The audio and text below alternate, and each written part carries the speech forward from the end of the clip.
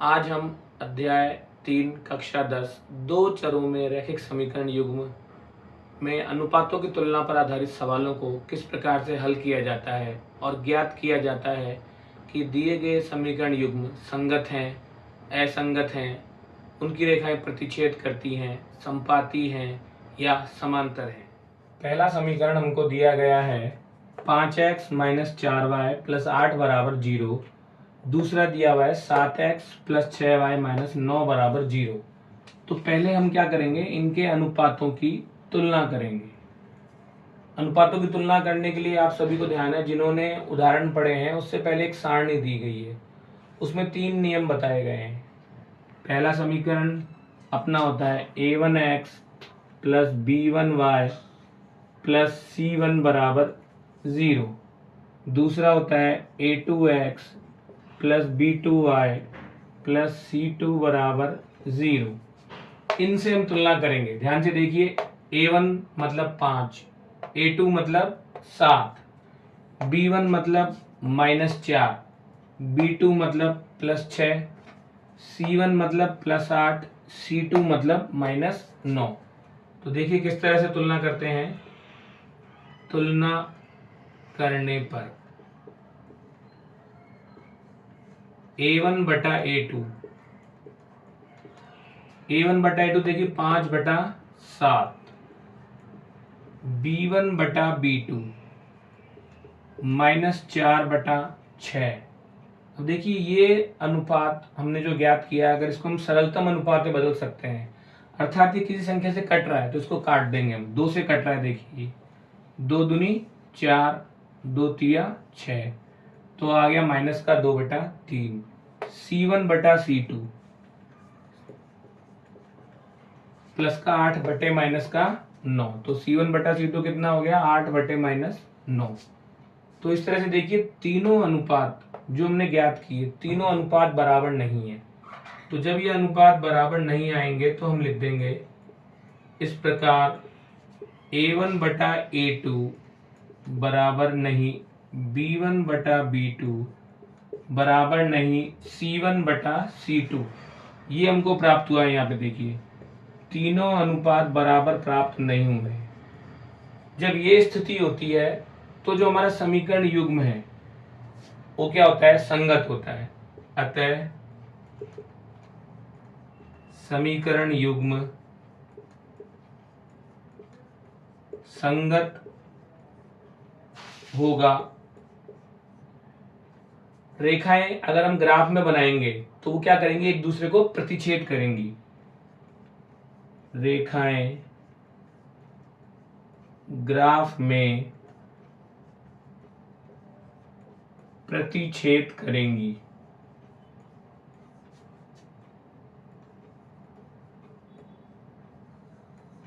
और जो इसके हल होंगे वो अद्वितीय हल होंगे तथा अद्वितीय हल होंगे। तो इस तरह से ये हमारा नियम हो गया पहला, कि जब a1 बटा a2, b1 बटा b2, c1 बटा c2 is not equals to, अर्थात बराबर नहीं है तीनों अनुपात, तो जो समीकरण युग्म होगा वो संगत होगा, रेखाएं ग्राफ में प्रतिच्छेद करेंगी और अद्वितीय हल होगा। अर्थात मतलब x का मान भी केवल एक ही निकाल सकते हैं और y का मान भी केवल एक ही निकाल सकते हैं। तो देखिए अब एक और उदाहरण लेते हैं हम। 9x + 3y + 12 = 0, 18x + 6y + 24 = 0। अब वापस हम तुलना करेंगे तो देखिए a1 बटा a2, a1 9, a2 18, तो a1 बटा a2 कितना आ गया, 9/18। अब 9/18 आपको दिख रहा होगा, इसको अपन काट सकते हैं सरलतम रूप में, तो कितना आ जाएगा, 1/2। तो a1 बटा a2 9/18 था, लेकिन जब ये इसको हमने सरल किया तो कितना आ गया, 1/2। b1 बटा b2 है 3/6, 3/6। इसको भी देखिए जब हम काटेंगे तो ये भी कितना आ जाएगा, 3 एकम 3 और 3 दूनी 6। c1 बटा c2 12/24, 12 का पहाड़ा सबको आता होगा, 12 एकम 12 और 12 दूनी 24। तो इसको भी हमने काटा तो कितना आ गया ये 1/2। तो देखिए दिखने में तो लग रहा था कि ये अनुपात तीनों अलग अलग हैं, 9/18, 3/6, 12/24, लेकिन जब हमने इनको सरलतम रूप में बदला तो देखो 9 एकम 9, 9 दूनी 18, 3 एकम 3, 3 दूनी 6, 12 एकम 12, 12 दूनी 24। तो यहाँ पर क्या हुए, हमें तीनों अनुपात समान प्राप्त हुए। तो इस प्रकार A1/A2 बराबर B1/B2 बराबर C1/C2 प्राप्त हुआ। तो जब तीनों अनुपात समान प्राप्त होते हैं, अतः रेखाएं ग्राफ में, तब रेखाएं क्या होती है, ग्राफ में संपाती होती हैं, प्रतिच्छेद नहीं करती हैं।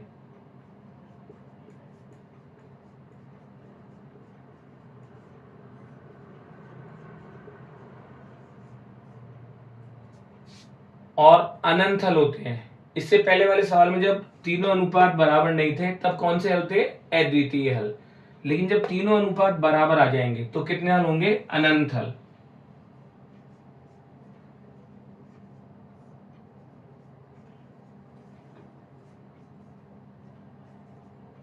तथा और समीकरण युग्म होता है संगत।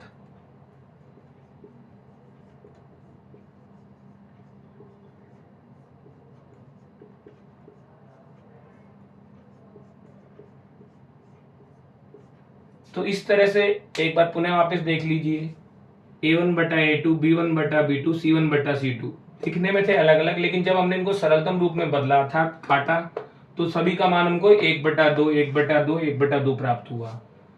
और अनुपात जब समान प्राप्त होते हैं तो रेखाएं ग्राफ में क्या होती है, समपाती होती हैं, अनंत हल होते हैं, और समीकरण युग्म क्या होता है, संगत होता है। तो इस तरह से आपको दोनों उदाहरण जो भी बताए गए हैं उनमें अंतर ध्यान रखते हुए आप पूरा हल कीजिए। तो आपने पहले और दूसरे दोनों उदाहरणों में देखा कि जब तीनों अनुपात बराबर नहीं होते हैं तो समीकरण युग्म संगत होता है, जब तीनों अनुपात बराबर होते हैं तो भी समीकरण युग्म संगत होता है। लेकिन अब हमारा एक नियम और बच रहा है। तो देखें तीसरा उदाहरण, 6x - 3y + 10 = 0, 2x - y + 9 = 0। वही मानक रूप, ये दोनों क्या है, अपने दो चरों वाले रैखिक समीकरण युग्म का मानक रूप है। a1x + b1y + c1 = 0, a2x + b2y + c2 = 0। तुलना करते हैं, जब इनसे ही तुलना करते हैं हम तो a1/a2 का मान कितना आ गया, 6/2, 6/2। b1/b2 का मान आ गया -3। अब देखिए यहाँ पे y के साथ में कुछ भी नहीं है, जब कुछ भी नहीं होता है तो हमको कितना मानना है, यहाँ पर 1 मानना है। तो -3/-1। और c1/c2 का मान है 10/9। तो दिखने में लग रहा है कि वापस ये तीनों अनुपात अलग अलग हैं, लेकिन हमको वापस वही चेक करना पड़ेगा कि अगर ये हमसे संख्याएं सरलतम रूप में कट रही हैं तो इनको काटना है। तो देखिए 2 तिया 6, 2 एकम 2। तो इस तरह से आपने देखा कि 6/2 को हमने काटा तो कितना आ गया, 3/1।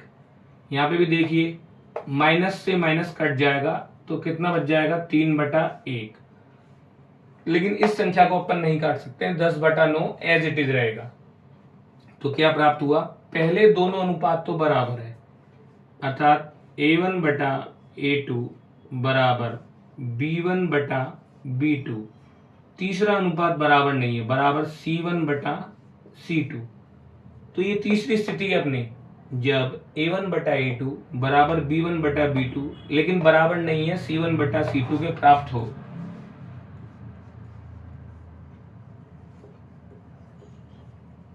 तो जो समीकरण युग्म होता है वो असंगत होता है। अतः समीकरण युग्म असंगत होगा।